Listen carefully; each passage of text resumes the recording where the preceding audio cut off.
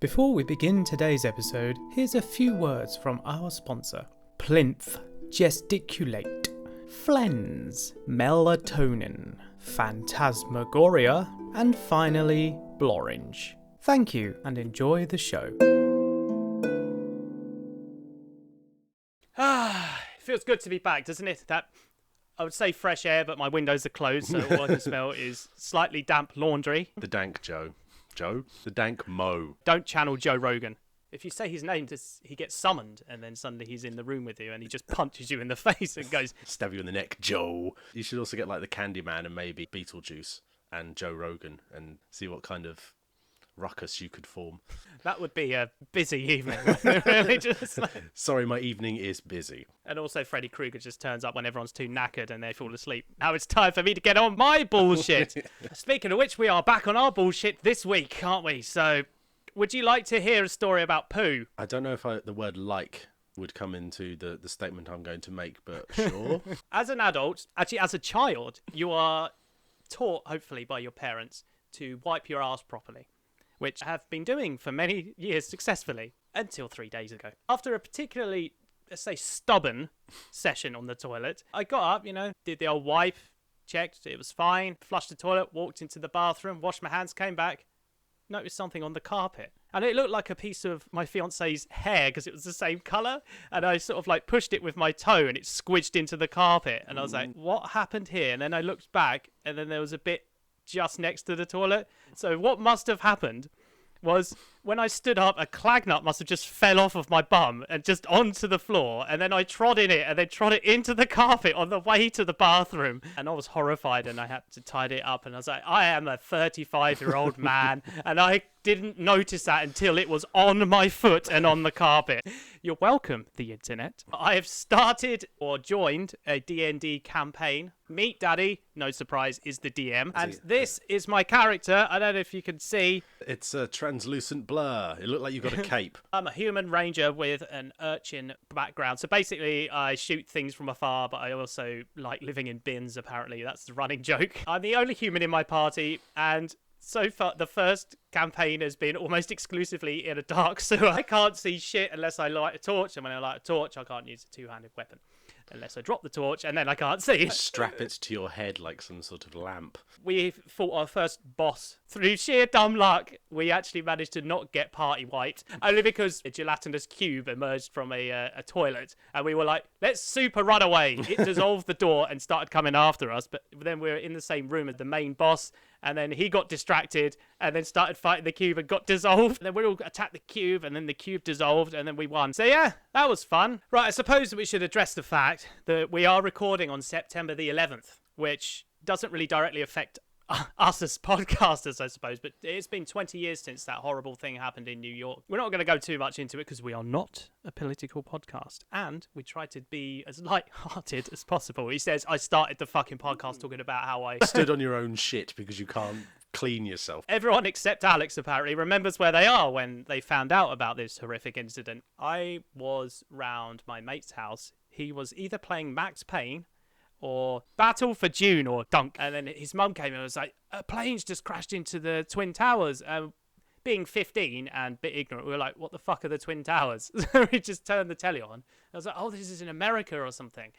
And it was like, oh, this looks pretty serious. That's all that anyone talked about for weeks and weeks afterwards. And it affected school and it affected discourse in general. And it's just like fucking mental. There was definitely wall-to-wall coverage for weeks. Thank fuck we're not still fighting the same war 20 years later, eh? At least, I know, like, what, $3 trillion was spent on replacing the Taliban with the Taliban. Humanity is a joke, isn't it? But this is a comedy podcast. And with that in mind, some sort of horrendous sample-based monstrosity with the generic beat blunder. Some sort of horrendous sample-based monstrosity with horrendous generic beat. Some sort of horrendous sample-based monstrosity with the generic beat blunder. Some sort of horrendous sample-based monstrosity with the generic beat blunder. Welcome to Always an Adventure podcast. We're back on our regular bullshit once again. I'm Sam. And I'm Alex, and I'm always rolling natural 20s. I'm always rolling natural ones. See? I just spilt my fucking drink on my knee as to prove a point. Roll a d2 for damage. Yeah, this is like, why is my drink acidic? We have questions this week. Once again, I know we've always had questions, but we have the requisite amount of questions that we normally answer this week. Requisite for a dream. Navi asks, what's the best high you've ever felt without drugs/alcohol? Bloody hell. I can't remember the last time I was naturally high. It wasn't when you were running from the cops. When was I running from the cops? You would have pulled right over and stopped. Oh, for fuck's sake, Alex, you're doing a thing. I suppose the numerous times I've eaten something that's too spicy for humans because you kind of hyperventilate and then you get... Oxygen isn't a drug if it's in the air, right? But I wouldn't say that's the best high. That's kind of like a ow high. It's a good mouth out high. I think I was at a gig once. I think it was actually 65 days of static. There was like lasers and stuff was happening and I was sober. I may have been a bit tired or something, maybe that contributed to it, but I felt very floaty and sort of like I was a bit high then. That was pretty enjoyable. But I can't actually remember, like, other than the really cheesy being in love is better than being high, which sometimes it is, sometimes it's not. You get these little bursts of head rushes of good, happy, good feel, heartbrain times. That's all I've got. I know it's not like, oh, once I drank Genchem or something or huffed it or whatever it is, which isn't a real drug. It's sewage. It's a made up drug. Stab a crab. Anyway, Alex, have you got any There's something quite exhilarating, like, I don't know, like a really good roller coaster. well, especially when it's indoors? Dark and it's made of wood, so it sounds like it will kill you. Sometimes they're a bit more on the side of rather than ooh side. Well, I think there's one at Alton Towers which has got like a vertical drop. Is it called Oblivion? That sounds about right. Isn't that the one where someone got beheaded on it or something bad happens? I don't know. Well, me, the first time on that, because you sort of get dingle dangled for ages, and then they just free fall you, and it's like, this feels like falling out of the sky. They're pretty good highs because like you've escaped death. And you were literally high, like physically in the air as well. So I didn't think about roller coasters. Roller coasters used to terrify me too much when I was younger. When we were talking about Dreamland, there was this tiny roller coaster called the Ladybird or something, but it had really tight corners and went really fast. I went, I'm not sitting next to Mum, she'll scream too much. And then what did I do the entire way around? Screamed like a little girl to the point where the guy almost stopped the roller coaster because he thought I was going to have a panic attack and die. It was fun, but also terrifying. It was how I was expressing my fun. Typically just have a smile on my face on roller coasters because they're quite exhilarating. There's this one at Thorpe Park that's pretty much just like a big parabola, I think. The acceleration is something like less than 3 seconds to 60. So it feels like you're shot out of a cannon, and then you go straight upwards for 200 feet, and then you sort of come back down again. And that feels like you're falling out of the sky. You get that bit in the middle, I suppose, where like everything's 0G, and then your guts go. Yeah, everything shifts up, and then because you are free falling in effect, you feel no gravity, so it's not all up in the top of your stomach. You're kind of just flying. I think what we should do is experience the best sober high is eat a shitload of chili whilst on one of those hamster ball things that shoot you in the air. Trying to eat whilst being thrown around in one of them. You eat it like just before it launches, so you get the mouth out, so you're not trying to chew whilst you're getting chucked around like this. Also, whilst listening to 65 Days of Static and lasers are going everywhere. There you go. We amalgamate all of our sober highs into one. That is the answer, dear listeners. And Yep. I suppose. Yep.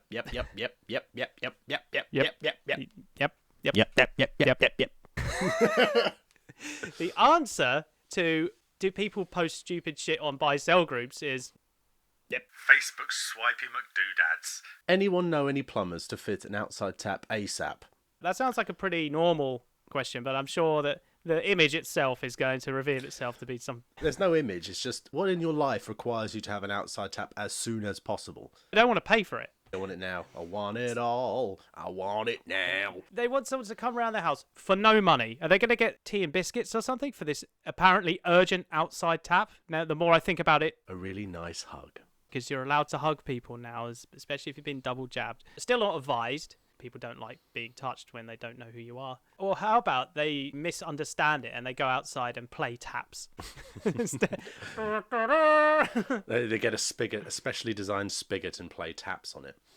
Taps on a tap. And they were like, I thought you were going to come around and put it in my wall. It's like, well, what do you think you didn't pay for? Stunning brand new reception desk. 3 foot by 3 foot 6 by 18 inches depth. Fabric is crushed velvet and diamantes. It's also hideous. Wow, that's so beautiful that I want to be sick all over it. Look at that tiny little laptop as well. It's Just for size, just give you some size. it's like the game Superliminal, where everything is big, small, depending on perspective. It's like they just put a laptop normal size and just moved it further away. Just put it over there. You just sort of drag it out and all of a sudden it's the size of your car. Yeah. Oh no! What I'd like to do is get that fucking crushed velvet monstrosity as far away from me as possible. You know when pleather goes a bit rotten? Yeah. Crushed velvet's kind of always got that look. I wouldn't say it's the nicest of looks. £280 for that. Well, someone bought it. How much for the tiny laptop? 20 of your English pounds. Does anyone recommend a caricature who does weddings, please? I'm sorry. Yes. Do they know what a caricature is? No, I have no idea. That's not even how you spell caricature. That's charactere. There's another letter in there that should be in there, and it's not there. But also, why? Just why? Charcuterie, perhaps? Chardonnay? Can I recommend a Chardonnay that does weddings? Like, it just comes on and goes, right, I am officiating this wedding. It's like, you're a bottle of plonk. What the fuck? I don't think we're looking for one of those for our wedding. Can we have caricatures at our wedding, please? Can everyone have their face drawn really large on a small body, please? Is anyone able to collect and dispose of a large sofa and a whirly chair before I book in the council, as they've got a week waiting time? That's a bit too much information, but that's fine. We don't need to know all that. We're just like, oh, take your whirly chair. Give me the whirly chair. I require your whirly chair. I would like a whirly chair because I am imagining a waltzer chair, but like more comfortable.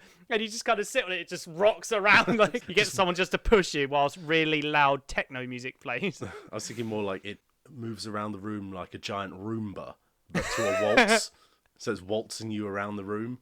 But it does it at random. You just could be like working. You could be doing something you're like, ah, shit. Like, just get chucked around like an empty tracksuit. Garden shed, brown, 257 by 990 by 181 centimetres galvanised steel. It's the fact that it's so long. It's 10 metres long. It's just a really long shed.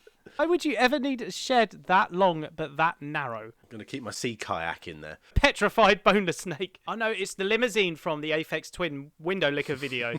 Just rolls out.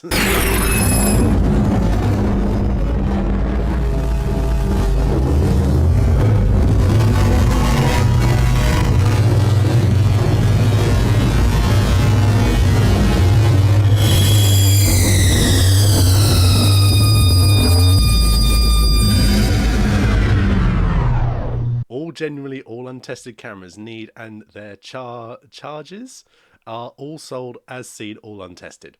Has anyone been far as even decided to go look, do want more like? It's like somebody had a seizure whilst writing that. They had the big burtations.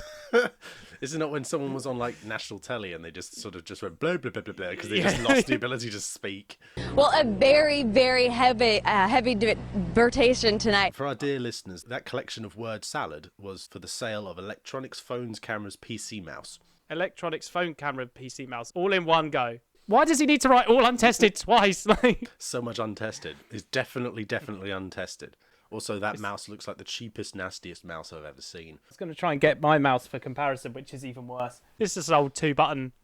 I don't think it's a rolly-ball mouse because that's insane. Does it have a mouse wheel? I can't find it. I don't know where I put... Next time, dear viewers and listeners, I will have the shit mouse for everyone to... Dangling like a sword of Damocles above you. That was a good handful of local things. Some of them may be cursed objects. From cursed objects to haunted things comes my local news story for this week. Local news for local people.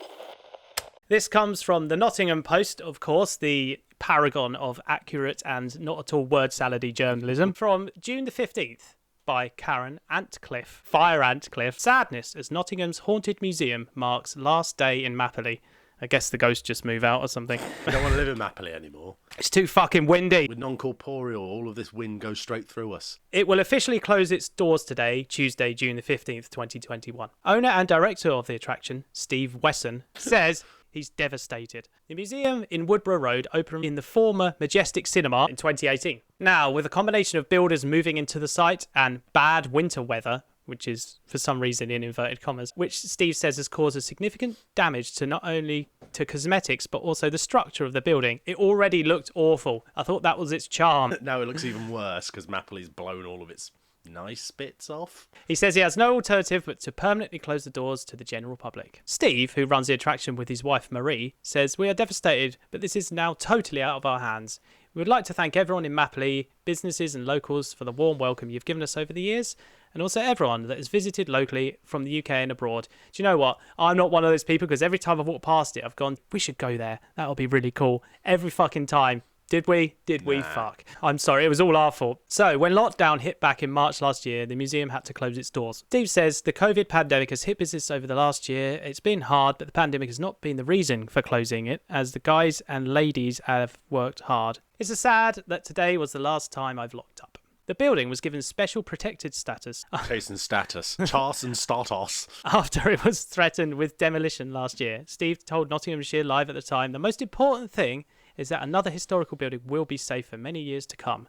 The architecture itself within the main auditorium is breathtaking." So it kind of looks ugly on the outside but pretty on the inside.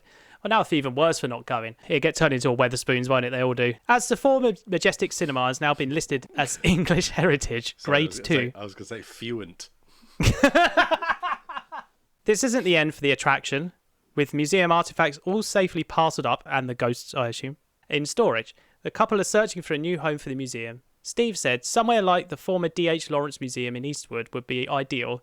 It's a cracking building. Did you ever go to the D.H. Lawrence Museum?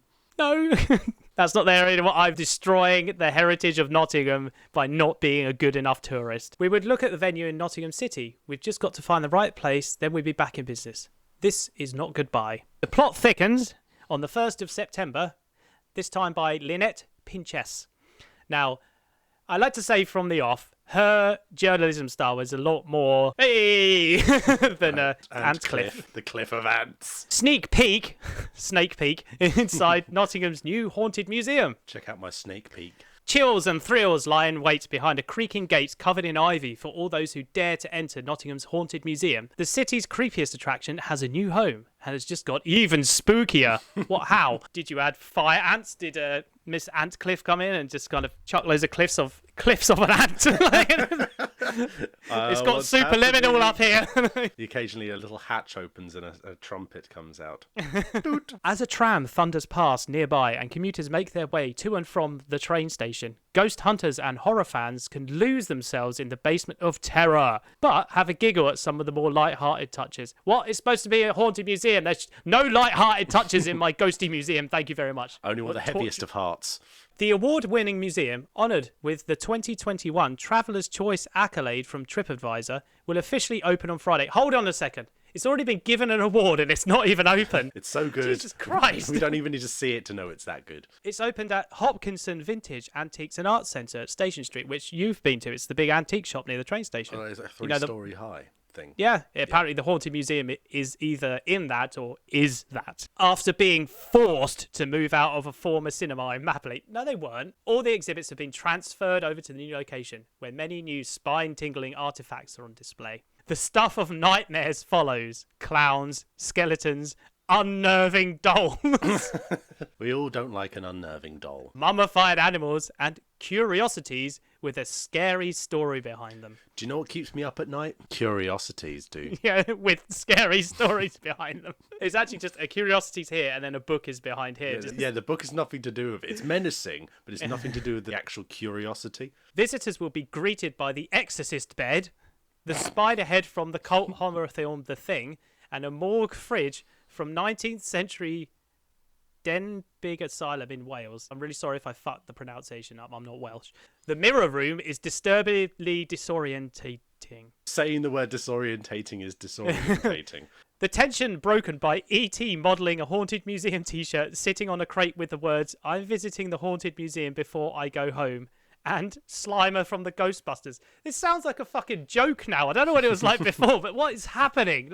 Come to this scary place. We've got a bed. We've got a bed for a dead person. We've got some curiosities. What more do you need to be disturbed and or... E.T. in a t-shirt. You look at E.T.'s having a great time. I went to this haunted house and all I got was this lousy mug. Oh, and a curse. Now I cry blood. The collection includes voodoo skulls, a mysterious vampire box. Okay. Mysterious. The Elephant Man death mask, a cursed doll named the Butcher, said to hold the spirit of a serial killer Friedrich Henrik Karl, and a Jackie Annual, which flew off the shelf in the infamous Enfield haunting case. Just flew off the shelf. Is there a ghost here? Have a manual. The soundtrack of chilling manic laughter and sinister music plays out as visitors make their way around the exhibits, ending their journey at the Spellman Mortuary, home to the world's last remaining beer cart used to transport coffins to a funeral, complete with all the smells of a Victorian street. I really hope not, because that's where people threw their shit, because they didn't have... Well, they had sewerage and stuff that did exist, and you'd have an outside toilet in Victorian times. But horses... Yeah, an awful lot of horses. Going from the Victorian times back to the present for a second, with a new prime location in the city centre. They got their dream, the city centre, didn't they? Founder Steve Weston hopes it will attract even more visitors. I really like it here. I think it's better. Up yours, Mappily. It just fits. There's so much to see. It's great. It's fun. It's educational. You've got history there. Well, everywhere has history.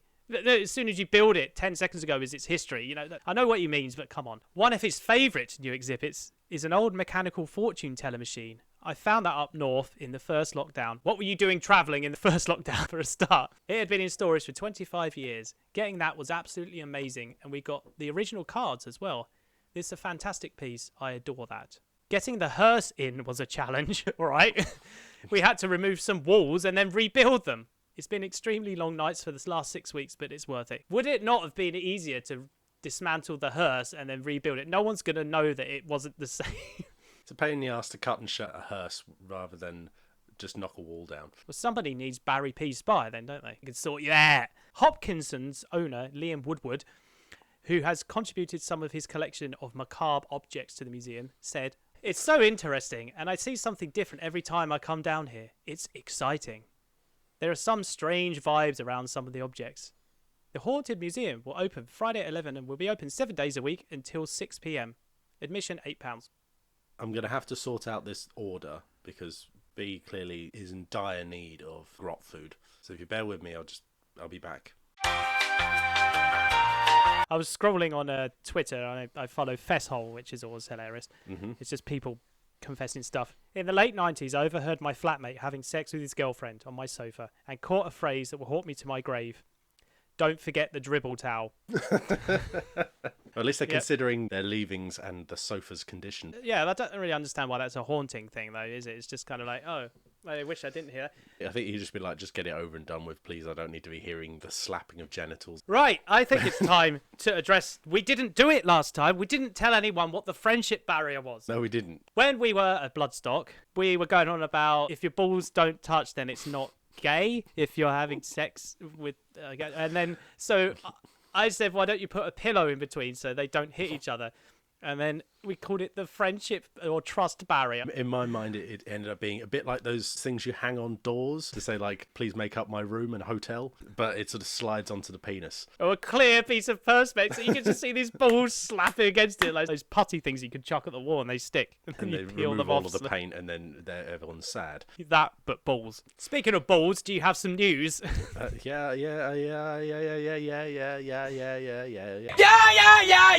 Ashford man jailed after staging his own kidnapping. These things, these people, what's wrong with you? So, this is written by a person called Alex G. A conman has been jailed after staging his own kidnapping to dupe his friends into handing over thousands of pounds. Ashford's Christopher Sellman, he's the man of selling, created an elaborate web of lies to fool his victims into thinking his life was in danger, but was caught out by spelling mistakes.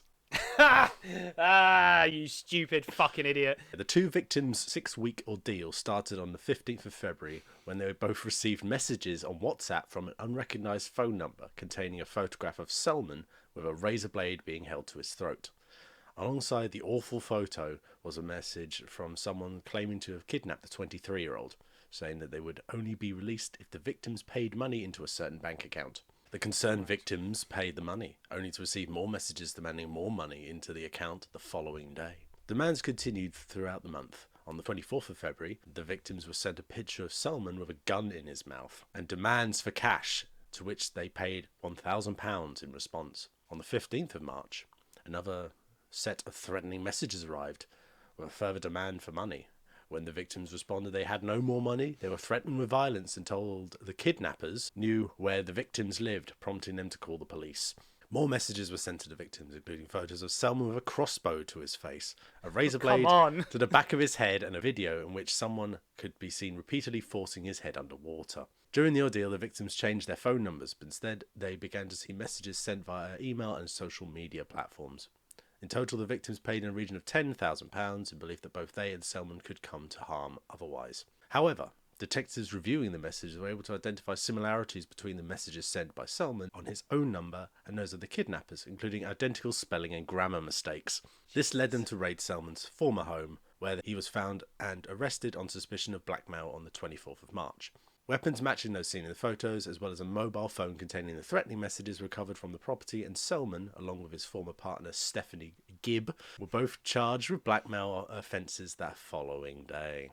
Selman, of no fixed address, pleaded guilty and was sentenced to 2 years and 4 months jail time at Canterbury Crown Court. Gibb, 28, of Westwell Lane, Ashford, received an 18-month custodial sentence, suspended for 18 months, after she admitted her part in the blackmail plot. Investigating officer PC Edward Pegg said, These are some great names. Selman showed an appalling abuse of trust of those who care about him, faking his own kidnap and torture for money to spend on sports, clothing and takeaways. Do you know what I'm going to spend this money on? Takeaways. I need a succulent Chinese meal every day. I admire his ambition and creativity to a point, but execution was terrible. And his motives were terrible. Yeah. The victims were terrified of the consequences if they didn't pay, their only concern being to protect Selman. Well, what a knob. Just who does that? Extorts their own friends. That doesn't make any sense. So that means like his girlfriend was in it as well, so she was probably shoving his head underwater, which he probably fucking deserved for being such a piece of shit. Anyway, that was just happened to be recorded. It's like, hey, we can use this for the ransom. Good effort. Do you want me to do another? Here's some more serious local news. Charity told proposal is whack in planning blunder. Whack? Whack. Swell Council seeks to quash planning decisions issued in error after junior staff member with one application rejected as whack. Chloe Holmwood is the writer here. Officials have been left red-faced after a junior staff member was unwittingly let loose on approving and rejecting planning notices, with one applicant, a charity boss, told their scheme was turned down because your proposal is whack. The blunder came about when the Mid-Kent Planning Support Team, which handles the online submissions on behalf of Swell Council, were trying to resolve software issues. In doing so, 5 dummy decisions used to test the website was working were accidentally published. Among them is the sarcastic refusal to a desperate bid by Happy Pants Animal Sanctuary to stay on its site in Bobbing near Sittingbourne. The charity received the response, "Your proposal is whack," and "No mate, proper whack. Making good the mistaken planning decision is now set to cost £8,000. Happy Pants. Terry Rose Butcher's change of use to a takeaway in Chaucer Road, Sittingbourne, was also turned down, with the official comments reading simply "no" and "just don't." Partial demolition of the Wheatsheaf pub in East Street, Sittingbourne, was granted with the response "Incy Wincy Spider." That doesn't even make sense. No. The latter comments were, "Why am I doing this? Am I the chosen one?" Swell Council is now seeking to quash the planning decisions issued in error. It is said that on the 19th of August, officers from the Mid-Kent Planning Support Team were trying to find a solution for issues with the software behind the public access site, but during the exercise, dummy decision notices on 5 randomly selected Swell applications were published on the live system. After being alerted to the mistake, the decision notices were swiftly removed from the site, but legal advice was subsequently confirmed that they are legally binding and must be overturned before the correct decisions are made. So bureaucracy wins again. Speaking about the error, Amy James, founder of the Happy Pants Ranch, said, "Obviously, the comments are quite laughable, but if I had gone on there this morning before I saw the email from Swell Council about the error, I think I would have had a heart attack. The future of the ranch depends on the decision. Happy Pants Ranch." Yeah, these are my happy pants. This is the ranch for my happy pants. Swale Council's leader, Councillor Roger Truelove, and Deputy Leader Councillor Mike Baldock said that they were angered and frustrated that the administrative error by staff working at the Mid-Kent Shared Planning Services had led to the issuing of false planning decision notices. They said, these errors will have to be rectified, but they will cause total unnecessary concern to applicants. This is not the first serious problem following the transfer of our planning administration to Mid-Kent Shared Services. We will wait for the outcome of a proper investigation and then consider our appropriate response as a council. Shit getting real. All that matters to me now is happy pants. You These can are take away my happy pants. You cannot take away the happiness in my pants. If you've got happiness in your pants, good for you, but keep it to yourself. If your pants are happy, don't forget the dribble towel. There's some other nonsense of councils being outraged about someone doing their job, but then they get accidentally published. Whoopsie doodle. Maybe they should just not have fun ever because it might accidentally get leaked into the public domain. Sorry. Yeah, and there's no public fun. We're not allowed fun anymore. You can only have fun when you're wearing the happy pants. It's only the pants region, what is covered by the pants, that could be happy. The rest of you must be miserable. I think when I was little, I managed to fit almost my elbows and like half my torso in these really big boxes that were clearly too big for me. No one said that the pants needed to be a reasonable size. They could be as big as you like. Body pants, all up to your armpits. Straps to go over the head. I am the happy pants. Behold. Witness me. You've got a big smiley face on them. That is what makes happy pants happy pants. And then you can always tell the people that are trying to double the usage of happy pants where the smiley face is slightly faded, like you're seeing it from the back. Did you have those little round rubber things you turn inside out and they pop? Yeah, just that. You just reminded me of them. Oh no, that would be terrible because after a certain amount of time they would try and pop the right way around and you get immediately undressed. Like, oh no, the wardrobe into the malfunction. sky. He was the happiest man. Someone farts taps. You can make taps with your voice. And that is kind of this question that we're going to be asked by Crack Elf. He even says, here's an appropriate question. I'm not sure what he meant by that, but he was right. If we have two vocal cords, why aren't they called a vocal chord? Because they're not. That is almost exactly what I wrote, because our throats aren't guitars, silly. Yeah, I think he was trying to make a pun, because he's wrote chords correctly and chords the other version correctly as well. But Crack Elf, that doesn't make any sense. How are we supposed to make a funny ad-lib out of this nonsense? What have you done to us? Would you want us to say we've got a fucking hurdy-gurdy down our throat and just do that? The meat grinder. It would be the meat grinder. Glistening. Well, that was a pretty short answer, wasn't it, Crack Elf? No. Your joke is bad and you should feel bad. For that question, and for the fact that we even tried to answer it in a sort of sensible way, I will gift you some Impossible Brew next time I see you. I'll put it in a little bottle with a little ribbon on it and you can have it because you seem to fucking like it for some reason. Maybe he could try out the secret recipe that Carrot Sus devised, which involves Impossible Brew being used. Shush. Impossible Brew being used as a spicy sauce to add to your fried items. Fried brie. Put a brie in a frying pan and fry it until the whole thing just becomes a big flat. And then Fris-Brie at the window and it smashes. The window smashes or the brie smashes because it's so tough. To find out yourself. That's the fun experiment that you can enjoy at home. Fun for all ages, except don't. Don't play with fire, kids, but do fry yourself a brie, a whole brie. If you threw a brie at a window and it made a smashing noise, you could probably identify what it was because smashing glass is quite easy to identify.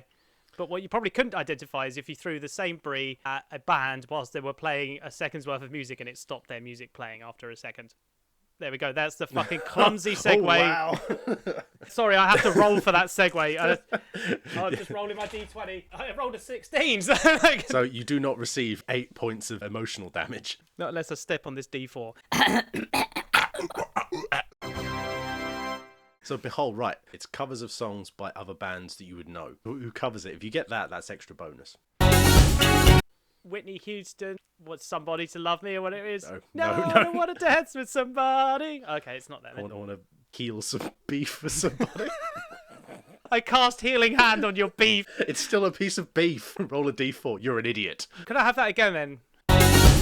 All I'm hearing is that fucking song. So it's Whitney Houston who does the song that I'm thinking of, isn't it? Yeah, it is, but it's not that song. Fucking hell, I don't know what that is. Jesus. Moving on. Again? Oh, God. Take On Me by Aha? No. No, that's all I had. It's going to be a fucking natural 0, isn't it? You rolled ones. Lots of ones. So many. That sounds incredibly familiar. I don't know, it kind of reminds me, it's not this, but it kind of reminds me of, there's a song that starts a bit like that on one of Lamb of God's albums, where it's very sort of acoustic-y. It might be Enter Sandman by Metallica. No, it's not do. It's like an acoustic version or something. Oh, fucking hell, Alex. It could be one of a billion fucking things because it's just an acoustic guitar. I think if you had a second and a half, you'd probably get a bit more of the actual riff. That's cheating, and that's me done for that particular one because I don't know. Right, this one you get 2 seconds because this cover's kind of sludgy. Sorry, I was just trying to process that. I was playing it at sludge speed in my head. Like, da, da, da, da, da.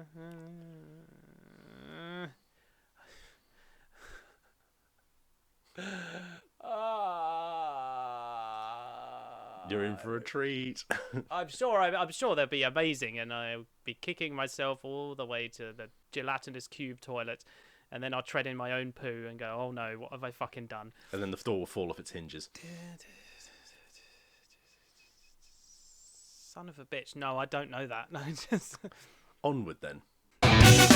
Well, that is "Take on Me" by Aha. It is. And that's the Real Big Fish version. Excellent. Yes, it is.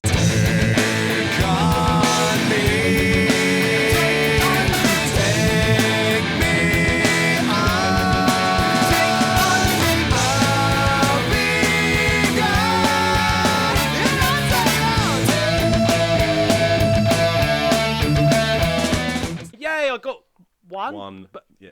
But you We're said on there's a bonus if you got who did the cover as well. Yes. Final song. That sounds like about 5 different rock anthems right there, doesn't it? But where do you think it might have come from? Where it might have come from. The depths of your devious mind, maybe? Can I have it again? I feel like I've heard this, but You would have heard this. If you haven't heard this, then I don't think I know you. But for the life of me, I don't know who did it, who originally did it, what's going on, where my brain is right now. Where are my ears? Are they on the side of my head? I feel like I'm very close to that one, on the tip of my brain. But unfortunately, my brain has been flushed down the toilet. I'll be very surprised if one of them isn't Hotel California, but I didn't get it if it is. Amazingly, none of these are Hotel California. The first one is Girls Just Want to Have Fun by Cyndi Lauper.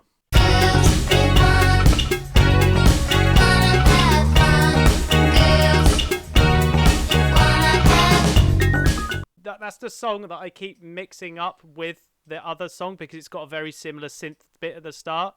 I could never remember the name of the person, Cyndi Lauper as well. I should have got that one, man. Next one is I Don't Want to Be Me, Typo Negative. I don't wanna be me. I don't wanna be me anymore. Hold on. Typo Negative was the original, but who covered that? That's Trivium. Really? Yeah. You did a good job of sounding like Peter Steele, yes. Old tall boy. Big lad. The next one is Personal Jesus.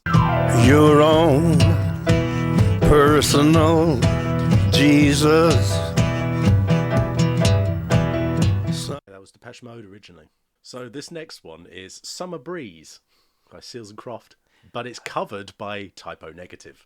Summer breeze makes me feel fine, blowing through the jasmine in my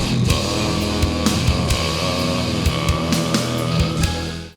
I would never have got that. Like, that doesn't even sound similar in any way. It's like transposed it down to a completely different key for a start. It's a strange cover, but I was like, give it a go. The last one that you didn't get was You Really Got Me by the Kinks, covered by Metallica.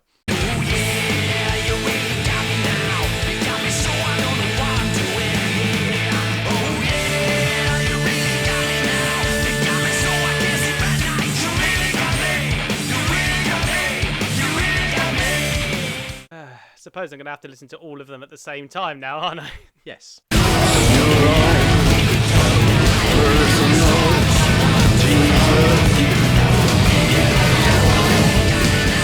That actually didn't sound too bad. That sounded kind of like a bit like Johnny Cash does Industrial Noise. Can I have that on tape, please? I want it on tape. I want it on an 8-track. I got 1, but also 2 because of the double point system. All except the Typo Negative one I should have got, really, because they sound quite similar. But that Typo Negative one, if it was in a different language and I didn't hear what the lyrics were, you could have played the whole thing and I would just be like, nope, this doesn't sound like anything that I know. I guess this is the kind of question that takes a little longer than 1 second. Travis asks, Who will win in a fight, a bear or a shark? Got to make it as neutral as possible. So it would take place on the moon. That's where the fight is apparently meant to happen, on the moon. Not with moon gravity, literally on the surface of the moon. Yeah.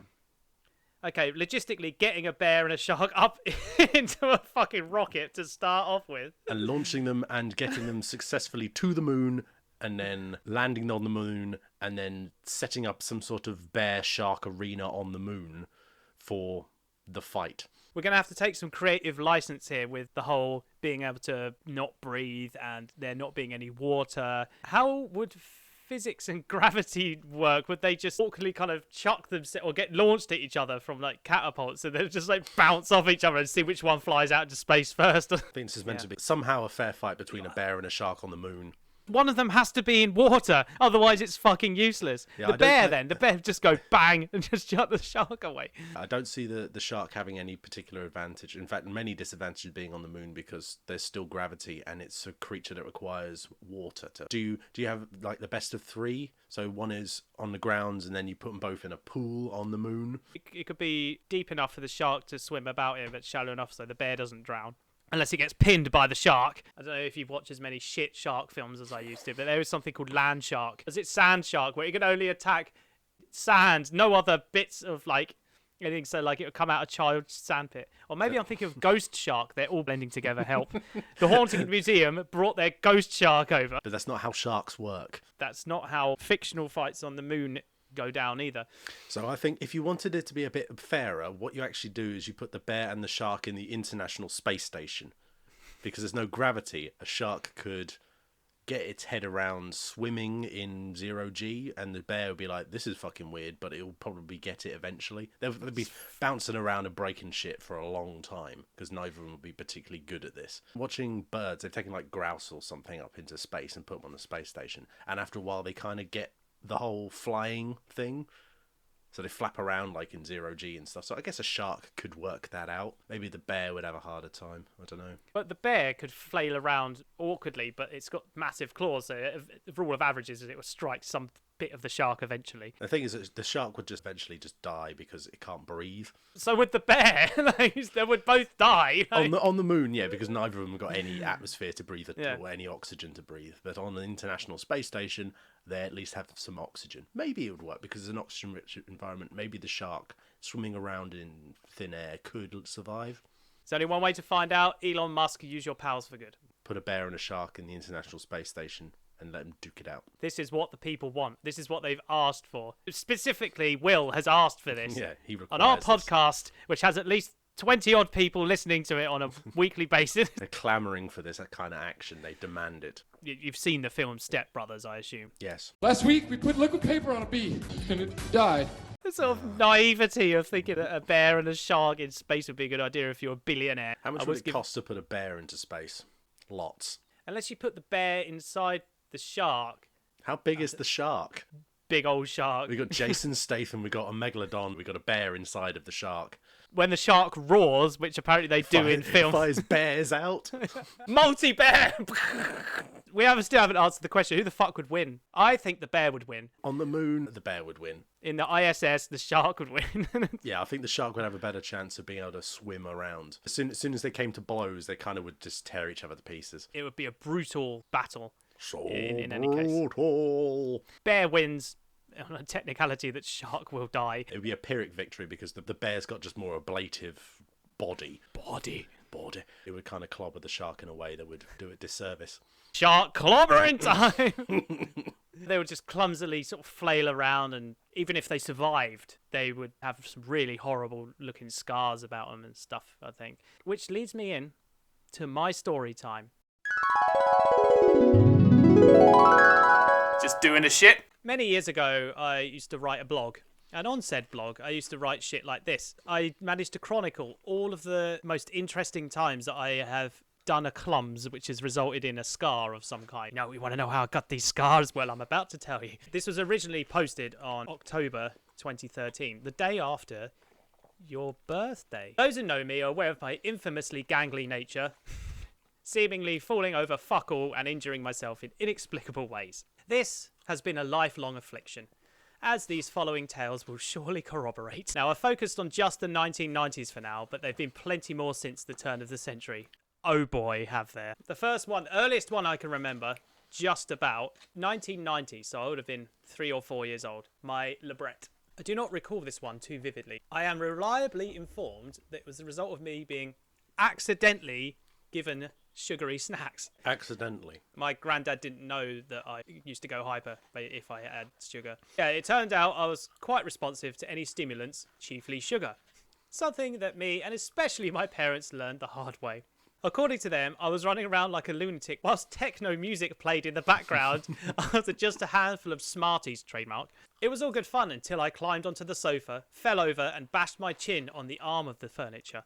What would have been a simple bruised face and ego was made worse by the fact that I had been biting my lip at the time, possibly whilst sporting some kind of manic grin. Like, consequently, I bit straight through the flesh under my lower lip. Suffice it to say, this promptly haunted any sugar-fueled hijinks. I still bear quite a proficient scar to this day as a reminder to keep my teeth inside my face while I'm high. I can't actually grow any hair. I can't grow a soul patch because of it.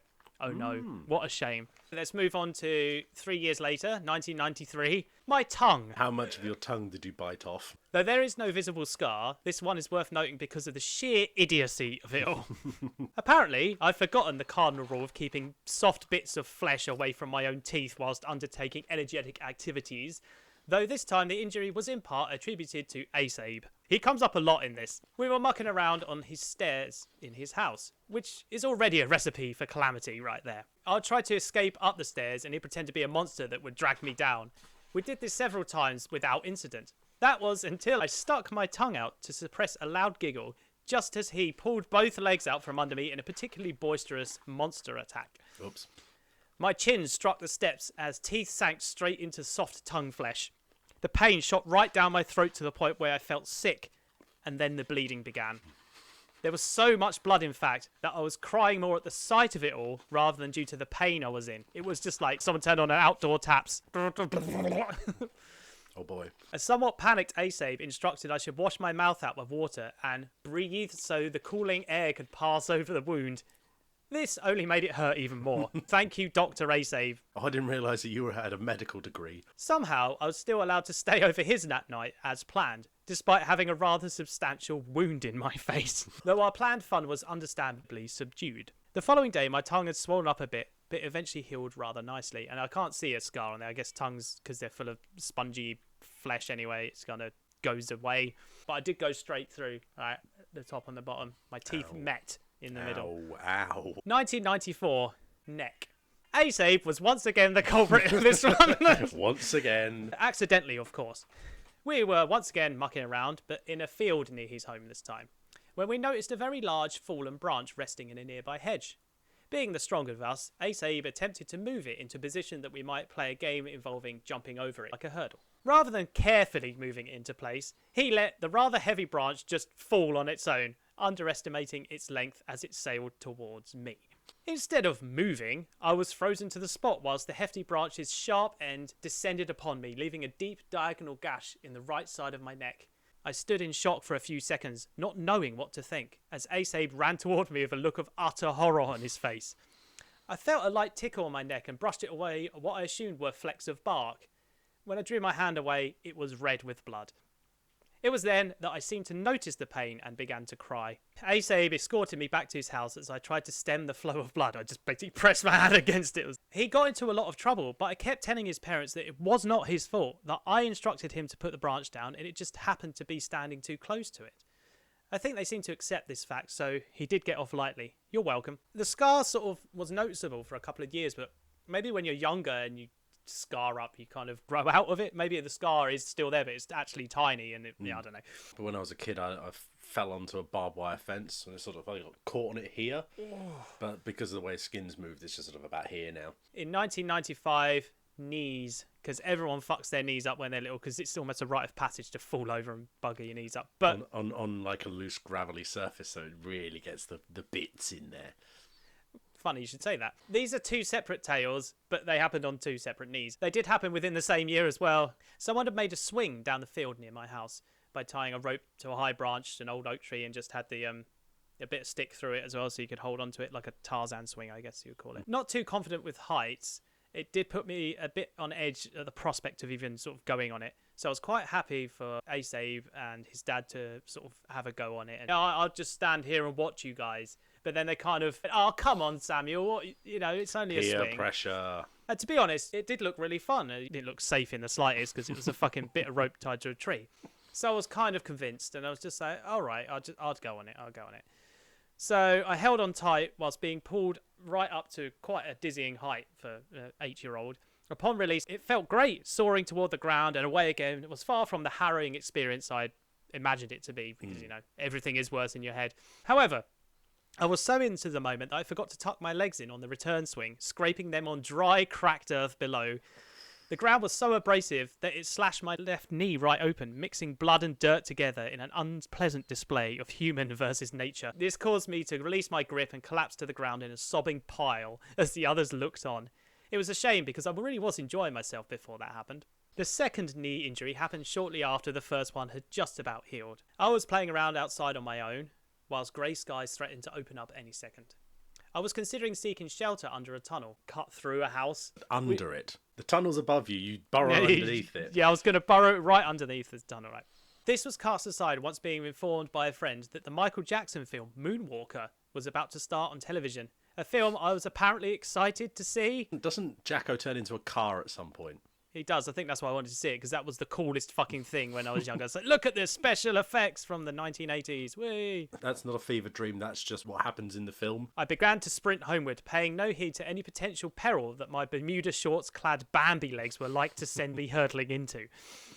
Front door in sight, my concentration inevitably lapsed. I fell off a high curb and right into the road. Oh. The council had just finished a very hasty tarmac job on this particular stretch, which seemed to involve scattering loose stone over some tar, leaving large jagged sections jutting up everywhere. You know what I'm on about, they just do that on all roads now, don't they? Loose Just let the chipping cars- stuff. Fucking awful. I skidded along for a short while, and even before getting up, I could tell this wasn't going to be good. No. As expected, I glanced down at my right knee to witness a gory mess as stones had torn away bits of flesh in a jagged fashion. After picking a sizable stone out of the hole, yes, the hole, Grim. I limped the remainder of my journey, which wasn't that much farther, thank fuck. As I entered the house sobbing and bleeding, Mum's face twisted in disgust once spying the jagged, gory mess that was once my knee, before Grim. cursing the council's corner-cutting resurfacing efforts. I managed to request a tissue between heavy sobs, so I could nurse my rather serious injury whilst sitting down and watching Moonwalker, instead of, asking to go to hospital like a rational human being. Clearly, I really wanted to see this film. I want to watch the man turn into a car. That's why I ran home. I'm not going to let it be in vain. I'd occasionally lift the tissue up to check my wound, which had begun to bleed a lot less. But this revealed something way more visceral. I could quite clearly see one of my exposed veins, which meant I'd missed piercing it by mere millimetres. Disgust quickly replaced with relief. I was glad that major trauma had been avoided, but not by much. It was so weird. You could see it almost like pulsating, just like this grey-blue vein. It was like, fucking hell, Samuel. Jesus, that would have been way worse. This is the last one, and this is got to be the dumb. This is peak stupid Samuel. It was entirely my fault, and could easily have been avoided while not being so willfully stupid. Once again, it was a gloomy evening. Asabe and I were trying to kill boredom whilst being stuck indoors. After some play fighting and idle conversation about fuck knows what, I slumped down off my bed and onto the floor, which is when I spotted the pencil. Catching sight of this fairly inoffensive bit of stationery inspired a rather ill-advised prank, with Asabe being the unwitting victim. Being 8 years old, I didn't think said caper through past if I put this facing upward and prick his bum and we'd both have a laugh about it. I was evidently rather particular about keeping my stationery in order, and of course, this was one of mine. As such, the tip was sharp. Really fucking sharp. Still blissfully unaware of the potential consequences, I instructed Asabe to sit down next to me as I carefully positioned the pencil to prang his buttock. Only at the last possible second did it dawn on me, this was a terrible idea. One that would result in substantial injury. Now, what I should have done in that moment was move the pencil away from his descending buttocks.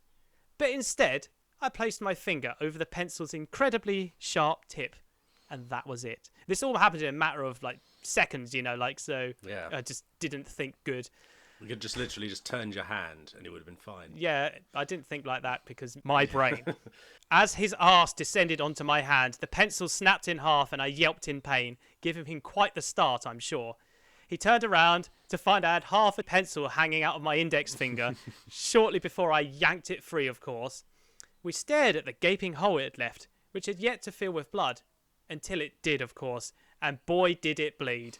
I recall Asave referring to it as a pink hole in the pink ground, but at that point, it was more a painful wound in my pain-addled hand. This one was a job for the emergency services, as the wound just didn't stop bleeding. Turns out it went almost to the bone, hence the gushing claret that followed its suspenseful, bloodless weight. The local surgery was closed, so we had to make our way toward Ashford, with no car. Luckily, a neighbour let my parents borrow their van. Sobbing, I was driven to William Harvey in this rattling rust bucket with a leaky roof. Oh yeah, it was pissing it down with rain at the time as well, so it made it even less enjoyable for all involved. We arrived at the hospital after what seemed like a full hour, but I'm sure the pain made time dilate in that way. It was probably nowhere near that. The doctor that patched me up questioned how such a stupid thing could have happened. My explanation was met with light-hearted mockery. This was like 10 o'clock at night, so it was just like, oh, fucking hell, who's this idiot? What's he done? He removed some of the lead and bits of wood, and then hastily dressed it with a finger bandage. We were then instructed to go to a local surgery the next day to get it looked at properly. The following day at said surgery, the doctor injected my finger with so much numbing fluid that it squirted back into his eyes, which amused my mum no end. After putting a proper dressing on it, replete with a drawn-on smiley face, I was finally patched up properly. Weeks later, while getting out of a car, I bashed my scabbed finger on the door frame by accident. This caused the blackened core of my since infected injury to bust free. Cue about half an hour of soaking it in warm water so I could finally get rid of the horrible mess, which actually left a bigger scar than the original hole. So the pencil went in there, and the gross core came out there. Okay. Like weeks later. There we go. There's a bloody anthology of Sam's clums from many years ago. Depending on whether I can be asked, I may follow up with another part, because there are more. There are so many more.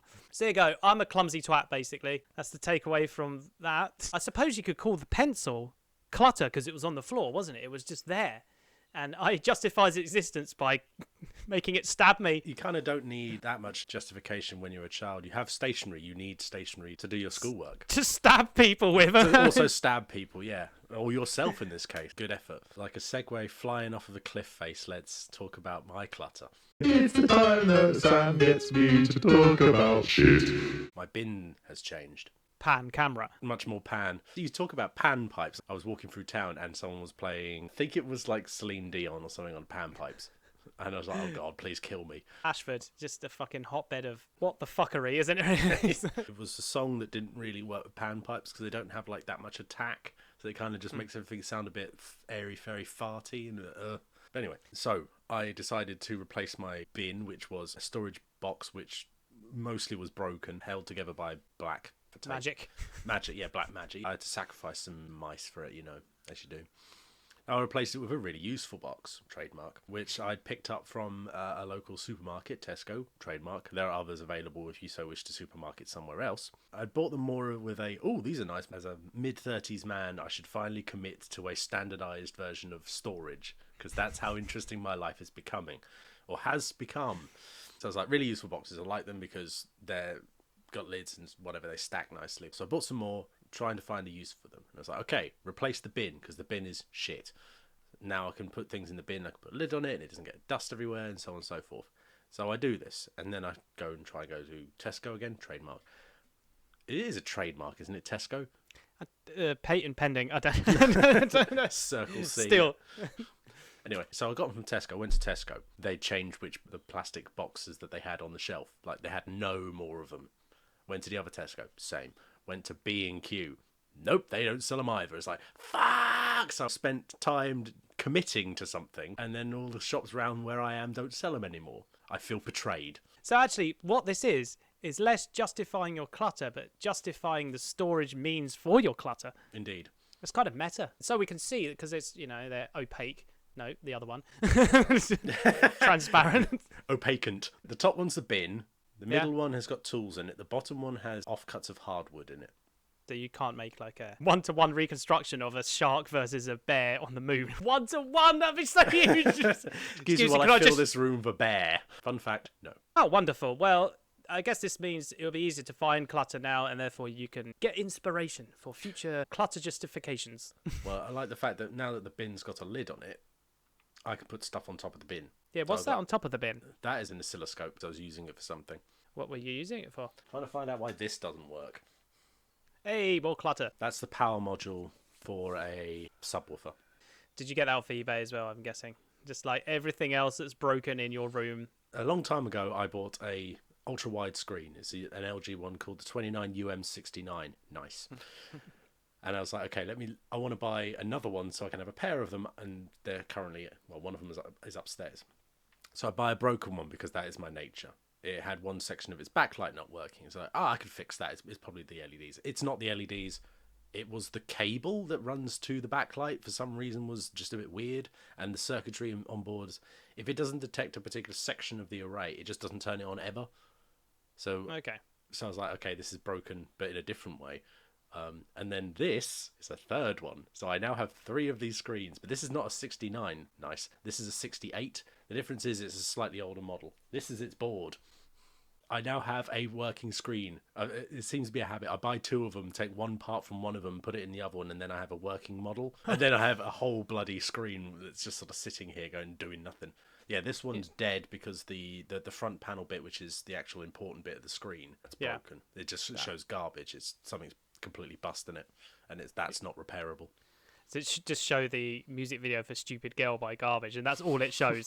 God damn it! That was wonderful. So this is now the continued journey of that segue of a cliff face hurtling towards the earth with Tom's question. The infamous and oft grotesque Tom asks, would you rather shag Boris Johnson but no one ever knows about it, or not but everyone thinks that you did? I think there's more joke appeal about the latter, because you haven't. Right. But if people think you have, there's so much material you can make out of that. It sounds like in this situation you're the giver, not the receiver. If you are shagging someone, you're doing the shagging. You're not the shaggy. Shaggy. Shaggy. It wasn't me. No, it wasn't me. I would gain no pleasure from doing anything like that to old Bojo.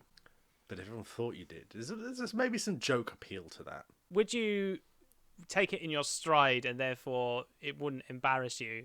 And it wouldn't be like one of these scandal things that you would never be able to live down, as long as it didn't affect your life in a negative way, I suppose. I hadn't considered the joke appeal. I just considered the trauma and damage control, because it's easier to make yourself forget than it is to wipe the memories of millions of people. No, I don't think I'll ever be clean after such an event if I actually went through the deed. I'm willing to give hypnosis a go to try and repress it as much as possible. So, a lifelong dedication to drug abuse. Yeah, there we go. It will ruin my life. At least no one else will know why my life's ruined except me. Yeah. Why is he so tortured? Will it be a deathbed confession? I shagged Bojo. And he was crap.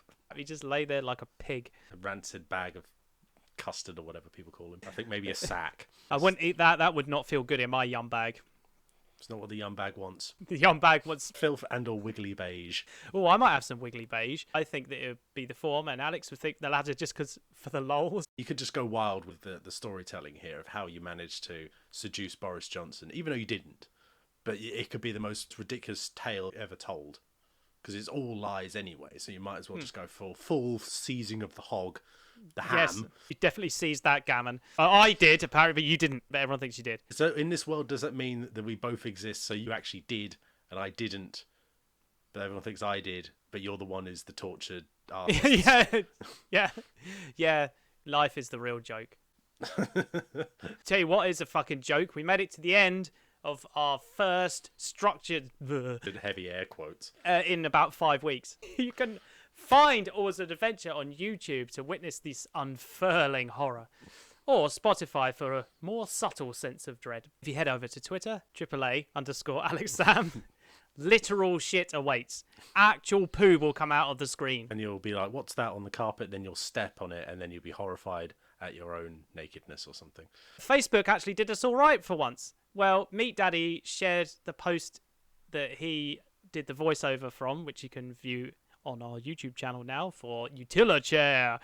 Yeah, he reposted that, and then it got about 23, 25 views in a day, which doesn't sound like a lot, but that is a lot for us, seeing as our most viewed video is 91 views, and that was 6 months ago. I guess there's nothing left to say, but thank you for listening. and we'll see you next time. Well, we won't see you, per se, but you'll see us, and then in spirit, we'll see you. And then you'll witness us, witnessing you in the future, witnessing us. Oh, Alex, I'm stuck in a loop. We can imagine them thinking that we've got no clothes on or something. I don't know. I don't know how Yes. being an audience works anymore. Do I have to shit on the floor and step in it as well? We'll frisbee some more breeze at windows and see which one smashes. That will guide our hand. Which has a pencil hanging out of it. Right, I think we've done enough callbacks now, so we will see you next time for some more Guff Guff Guff Flex. So take care. Take care. Take care. Some sort of horrendous sample-based monstrosity with the generic beat under. Some sort of horrendous sample-based monstrosity with the generic beat under.